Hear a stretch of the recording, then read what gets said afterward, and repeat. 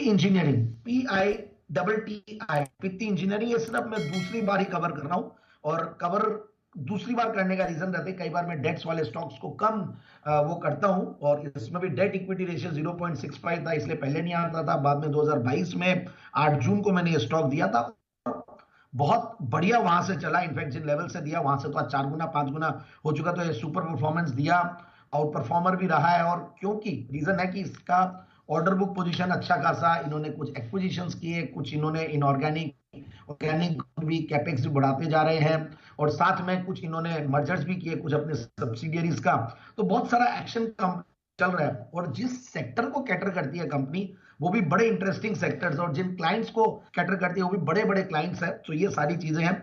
But एक बार मैं target यहां पे दे देता हूं, 1580 का टारगेट, 1570 1580 का टारगेट के लिए ये स्टॉक को लेना चाहिए आने वाले कम से कम 6 से 9 महीने थे। अब क्योंकि मिड कैप स्मॉल कैप थोड़ी अपनी डर के साथ चल रहे हैं, तो इसलिए स्टॉक्स धीरे धीरे चलेंगे। But at the same time जो अपॉर्चुनिटीज इकोनॉमी में आती है, जो कैपेक्स है सरकार का, जो पावर सेक्टर के पे फोकस है, ये सारी चीजें तो रहेगी। और जब ये सारी चीजें रहेंगी तो ये कंपनियां भी बहुत बढ़िया करेगी। मिड कैप स्मॉल कैप अपनी एक अलग चाल चलते हैं, वहां पे अपने वैल्यूएशन होते हैं। और बढ़िया चीज ये होती है कि उनको आप उनकी वैल्यूएशंस को उनके ग्रोथ के साथ मैच करें, तो इसलिए यहाँ पे वैल्यूएशन हायर रहेगी, ऐसा मेरा मानना है। भले वो मिड कैप स्मॉल कैप में बहुत लोग बोलते हैं कि फ्रॉथ है, बहुत हायर उस पे, बट वहां पे हम उसको वैल्यूएशंस के साथ ग्रोथ को भी देखेंगे। जो कंपनी 45% से ग्रो कर रही है, तो उसका हो सकता है कि 30-40 का पी मल्टीपल जस्टिफाइड हो। वैसे ही कुछ यहाँ पे भी देखने को मिल रहा है। पहले मैं एक बार थोड़ा सा कंपनी की और डिटेल्स है, तो इन्होंने रिसेंटली जो करती क्या है, पहले तो एक बार electrical sheet laminations, motor course,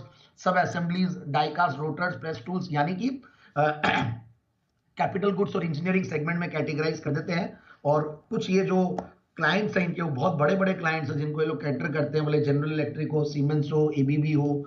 और फिर इन्होंने कुछ एक्विजिशंस किया, कुछ मर्जर किया, कुछ इन्होंने कैपेक्स किया। इन सबको देखते हुए नंबर्स बहुत बढ़िया, इनकी क्रेडिट रेटिंग भी अपग्रेड हुई है रिसेंटली।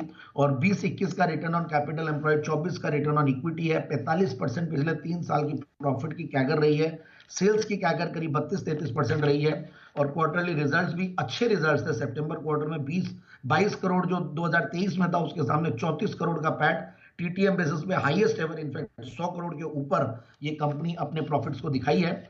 और ओवरऑल मुझे बढ़िया लगता है। और मुझे याद है अनिल जी ने भी स्टॉक को रेकमेंड किया हुआ है, शायद सेठी साहब ने भी किया हुआ है, और भी हमारे पैनल में लोगों ने किया हुआ है। डीआईआई अच्छा खासा बढ़ाया है। इनफैक्ट डीआईआईज में तो बड़े बड़े डीआईआईज आए हैं, और जो 5% 6% है, वहां से अब देखने को मिलता है 17.5% शेयर होल्डिंग डीआईआईज की। तो ओवरऑल, और कुछ रिनाउंड इन्वेस्टर्स भी स्टॉक में इन्वेस्टेड है। तो मुझे ऐसा लगता है कि स्टॉक को बिल्कुल इस लेवल लिया जाए, और 1580 के टारगेट